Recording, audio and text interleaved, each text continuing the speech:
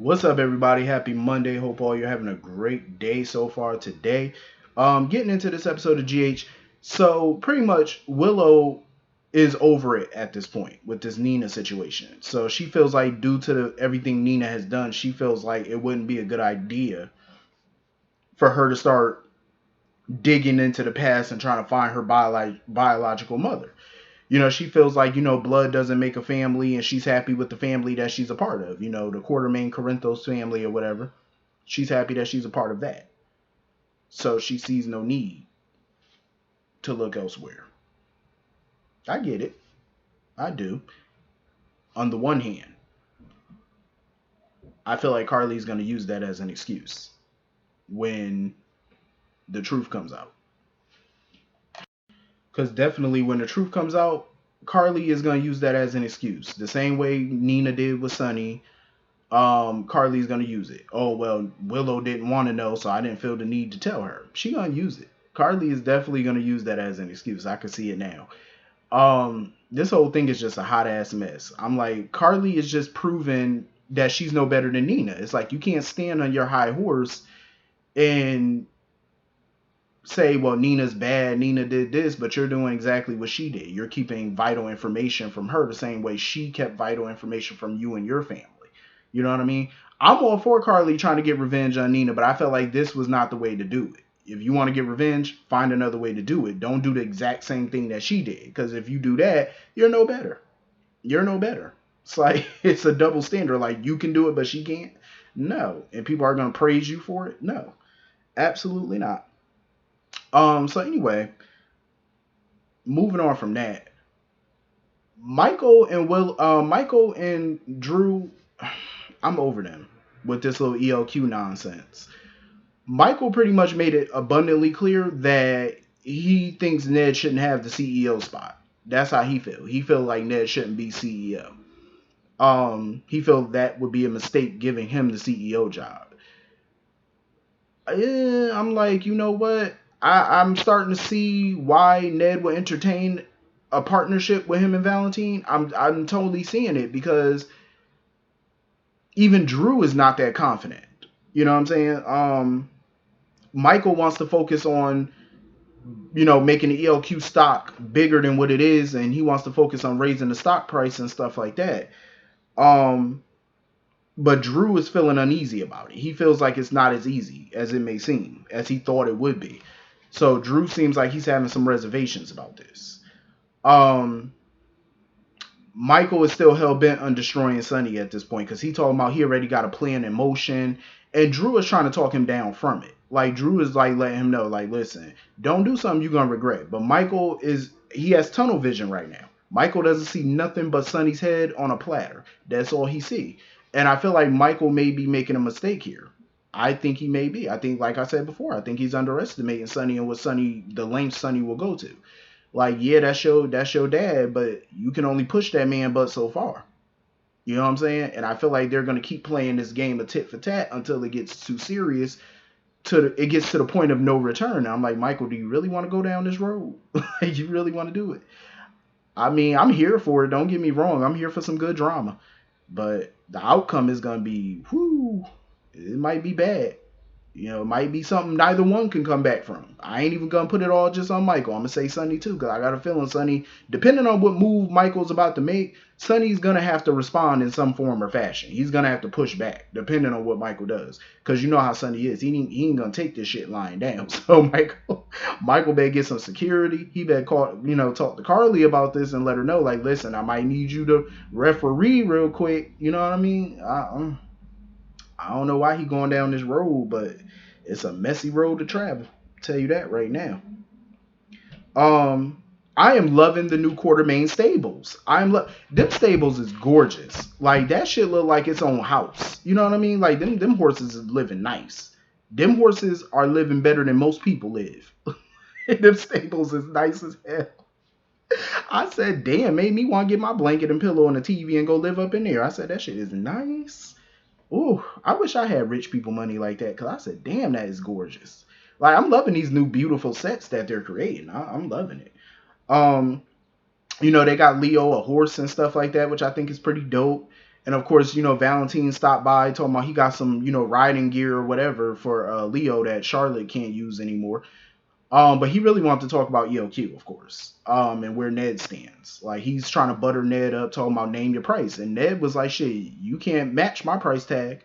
Because Ned feels like, shit, if you want me to betray my family, it's going to have to be huge. I'm going to need the CEO title. But Ned was naive on that one. I'm like, you really think Valentine is about to sit here and hand you the CEO chair? What's the point of the partnership if he's going to do that?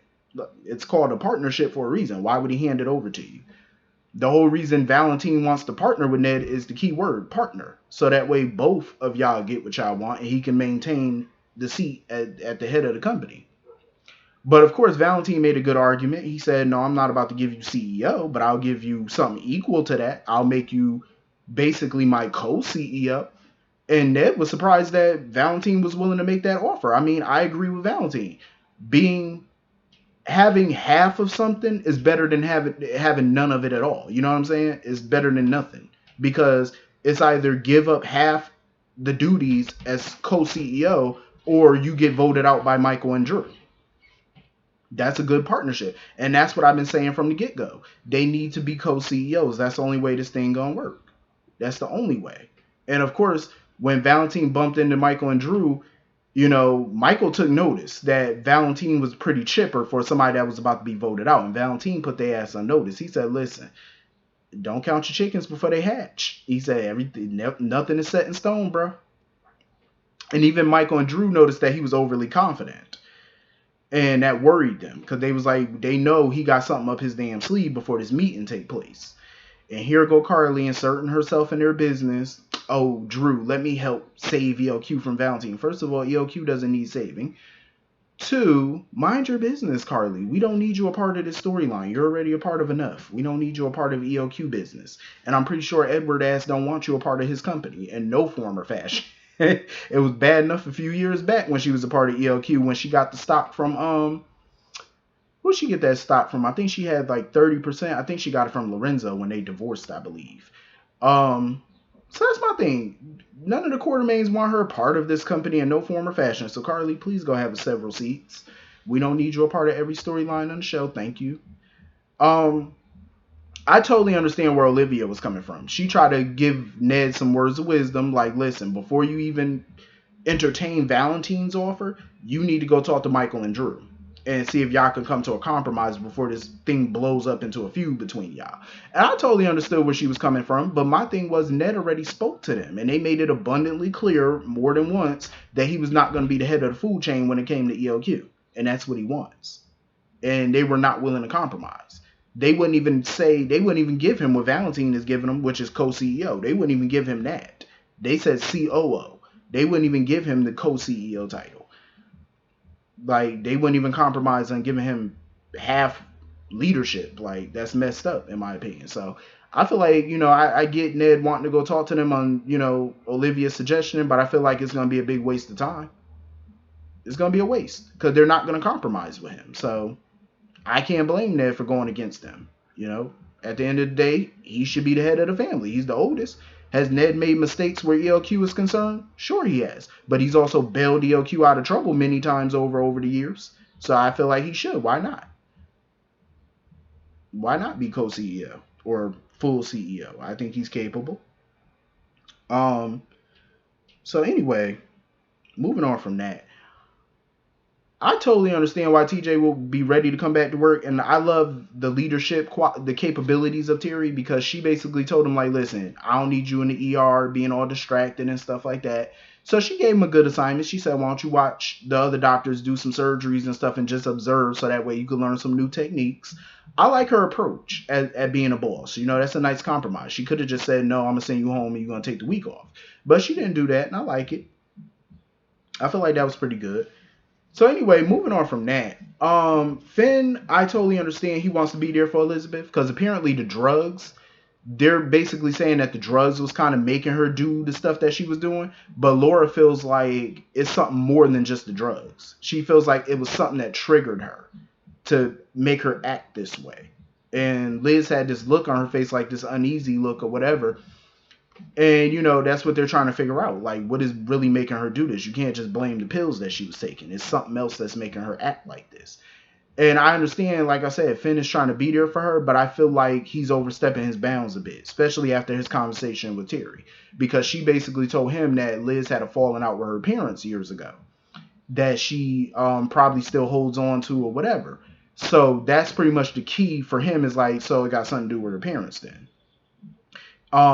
He feels like somebody should reach out to her parents. So I'm guessing he's gonna be the one to reach out to Jeff and Caroline. Um, I feel like he needs to back off from that. I feel like Liz needs to do the work herself first with a therapist and figure out the root of the issue instead of forcing her parents on her right now. Because maybe she's not ready to face her parents right now. Because that is a delicate, situation for her. And I feel like I said, I respect the fact that Finn wants to be there for her. But if she's telling you to just let me handle this my way, let her handle it her way. I feel like he's being a bit too damn pushy. It's good that you want to support her. You can support her, but do it from a distance like she's asking you to do. When somebody asks you to do something, just do what they're asking instead of trying to bulldoze your way in. I feel like that's exactly what he's trying to do. It's coming from a loving place. Don't get me wrong. Finn is definitely coming from a loving place, but he's being too overly pushy. It's like, back off. Give her breathing room to figure this out with a therapist. And then when she's ready to speak to her parents or ready to reach out to them, she will do so. You know what I'm saying? But don't force that on her, And I feel like that's what he's doing. Like, he just needs to relax. Um, so anyway, moving on from that, Stella brought up a good point. She was asking Curtis about when he was gonna make things official with Portia, as far as them getting married and stuff. And he's not really in a big rush to do that or whatever. But once he mentioned, his divorce from Jordan, you could tell Stella started to remember something because she spaced out for a moment. And he was trying to figure out what was going on with her. She's remembering that she took those divorce papers and they ended up in the trash somehow. She's remembered that she took those papers and they're not officially divorced. My thing is with Jordan and Curtis is I'm still baffled as to how they don't know that they're not divorced. I guess that's that suspend disbelief that you're supposed to do, because everybody know when you file for divorce and y'all sign the divorce papers and the judge signs off on your divorce, you get your final divorce decree in the mail.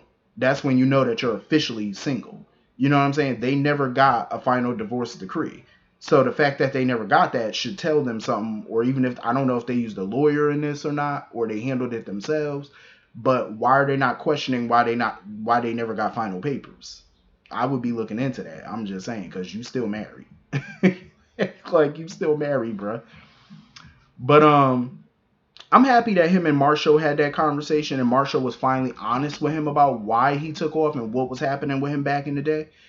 Because after he got out of Vietnam and stuff, he started to get into protests and all that stuff. And Curtis's mother felt like he was doing too much and not getting enough sleep, and he started acting paranoid, like people were watching him. And it happened the night that he got arrested. He got paranoid and stuff like that. So the cops dropped him off at the psych ward. And apparently he was diagnosed with schizophrenia. That's why he's taking those pills. I said, okay, so that makes sense. I knew it had to do something with his mental. I knew it had to be something because those pills are antipsychotic pills. So it got to be something with that. You know what I mean? Because schizophrenia is a part of why people take those pills. Like, that's just one reason why people take those, because those pills are for various reasons. So I knew it had to be something with him. Bipolar or something. I knew it had to be something. So now we got to the nitty gritty of it. He's schizophrenic. I said, well, it's about time. Damn, it took y'all that long to tell us that. Like, I'm mad about that little payoff. I'm like, damn, I waited that long to find out he's schizophrenic. Like, y'all could have said that 2 months ago. Like, damn. It's like, y'all took that long to get that little bit of tidbit of information out. I am so irritated by that. Y'all took that long. Come on now. Y'all could have told us that. But I'm glad that that's out in the open now, though. I'm super happy that that's out in the open, because now they can move on. They can deal with it. But Curtis needs to deal with this divorce, though. So anyway, that's pretty much the whole episode. Hit the comment section. Let me know what you all thought. And I will see you all later. Have a great day. Peace.